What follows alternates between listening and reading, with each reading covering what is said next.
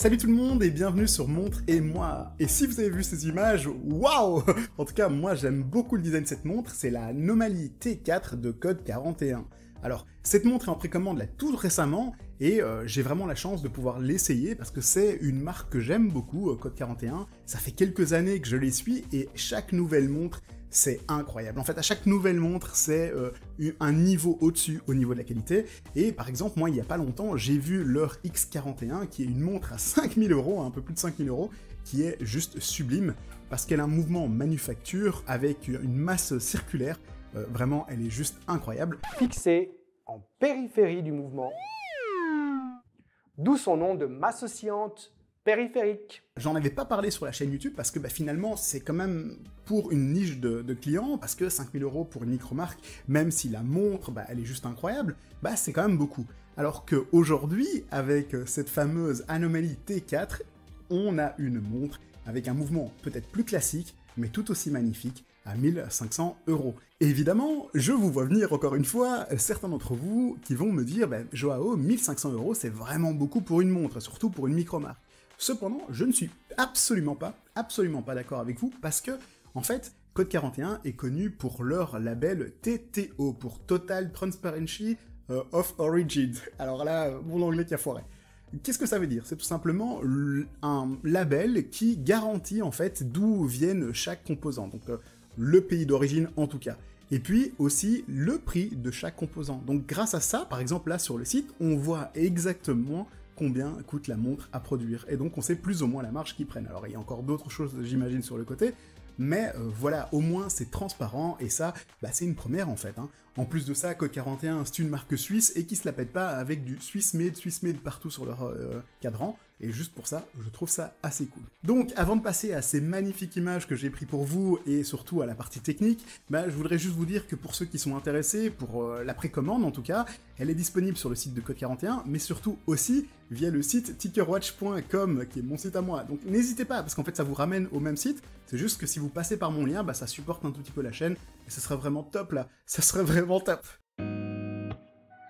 Soyons sérieux une minute, juste par rapport à ce boîtier, qui est déjà magnifique. Cependant, je comprends très bien qu'il va pas plaire à tout le monde, parce que oui, pour certains, c'est un look beaucoup trop décalé. Mais moi, je pense que la plupart des gens qui aiment ce type de look un petit peu futuriste vont l'assumer à 100% et vont trouver ça juste magnifique. Et c'est un peu mon cas ici, donc c'est pour ça que je suis tout excité de vous faire cette review de montre, parce que je la trouve vraiment sublime. Alors ce que j'aime bien avec ce boîtier, c'est que c'est vraiment toute une question d'angle, de forme, de stries, avec un verre saphir par-dessus, par en dessous, qui est anti-reflet, en fait, qui sont anti-reflet plutôt, et donc on voit vraiment ce mouvement de façon super bien, et on a l'impression qu'on peut même le toucher, et ce mouvement est incroyable, j'y viens. J'ai trouvé 3 points en tout cas qui m'ont vraiment plu dessus. Le premier, c'est en fait la couronne qui est très réussie et qui contraste vraiment beaucoup avec le boîtier parce qu'elle a un style un tout petit peu différent. Mais elle a un style différent, mais c'est justement au moins, c'est un peu moins ennuyeux. Moi, je l'aurais encore fait encore plus grande, un peu plus large, j'aurais été à fond dedans. Cependant, elle est quand même superbe comme ça. Deuxième point que j'aime vraiment beaucoup, c'est au niveau du cadran, il y a plusieurs niveaux comme ça. C'est vraiment des formes dans le cadran, et je trouve ça juste sublime. Il faut voir ça avec la montre devant les yeux pour le voir bien, parce qu'en vidéo ça va être compliqué, mais qu'est-ce que c'est beau.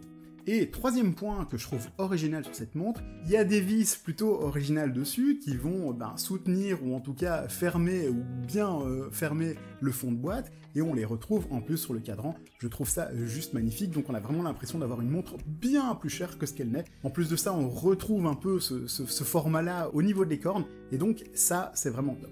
J'en parle des cornes, donc je vais attaquer le bracelet qui est superbe en fait, c'est un bracelet en silicone je crois, avec un fermoir tout à fait correct, papillon.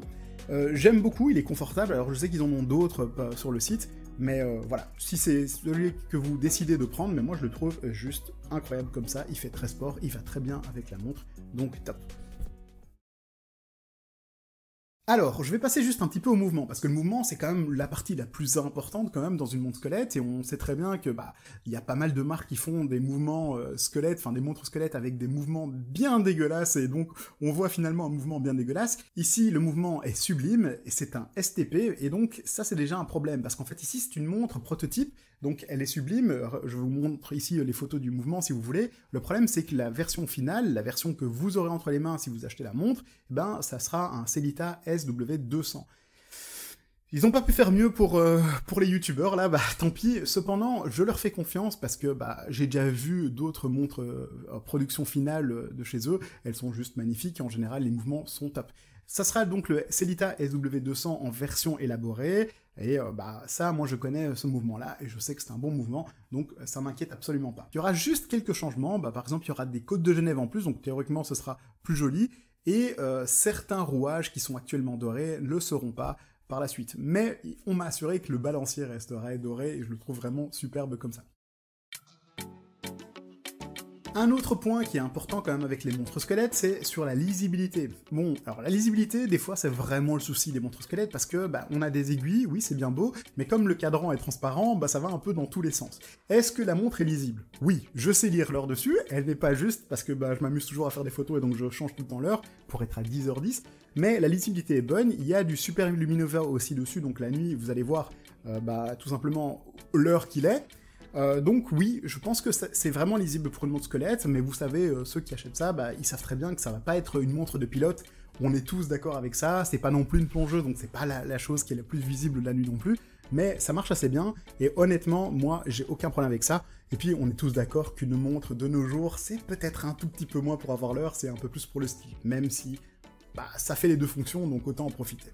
Comment est-ce que ça se porte au poignet? Parce que oui, les dimensions sont quand même certaines, et je vous les mets ici à l'écran, mais je vais être honnête avec vous, moi j'ai aucun problème, je la trouve qu'elle va très bien. Et moi j'ai pas un grand poignet, j'ai un poignet de 17,5 cm, donc c'est pas un poignet de ouf, et ça se porte super bien. Surtout que la montre est assez légère, alors c'est pas du titane ou un truc comme ça, donc c'est pas trop léger, mais c'est quand même assez léger, et avec ce type de bracelet un peu en caoutchouc, ça passe nickel. Le souci d'acheter une montre comme ça, bah, c'est que les livraisons, bah, c'est prévu pour pratiquement dans un an. Je crois que les premières livraisons commencent entre mars et avril 2023, donc il va falloir être patient pour ceux qui la veulent.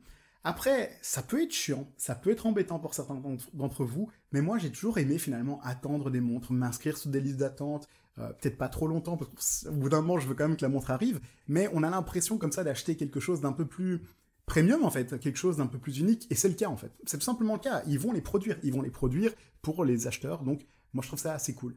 Et donc voilà, maintenant la vidéo est finie, moi qu'est-ce que j'en pense de la montre? Ben moi je vous le dis, vraiment, je l'adore. Je trouve que c'est vraiment la concrétisation de toutes ces années de développement chez Code 41, elle est juste parfaite, je peux la recommander à tout le monde, enfin en tout cas à tous ceux qui aiment ce style de montre-là, et moi je la verrais vraiment bien dans ma collection à moi. Alors, je vais pas la prendre tout de suite parce que bah, des problèmes de budget, enfin voilà, je vais pas rentrer dans ma vie privée, mais quoi qu'il en soit, bah, honnêtement, je serais super content d'avoir cette montre dans ma collection, et j'espère que vous aussi. Et donc pour ceux qui veulent vraiment l'acheter, bah, encore une fois, passez par le site tickerwatch.com, s'il vous plaît, ça va vraiment aider la chaîne YouTube, et moi je vous dis à bientôt. Ah oui, mettez en commentaire en fait, mettez en commentaire même ceux qui n'aiment pas la montre ou quoi, dites-nous pourquoi vous n'aimez pas la montre, donnez votre avis dessus, et puis tout simplement, si vous connaissez même d'autres alternatives, n'hésitez pas, hein, c'est ouvert ici, et donc, go!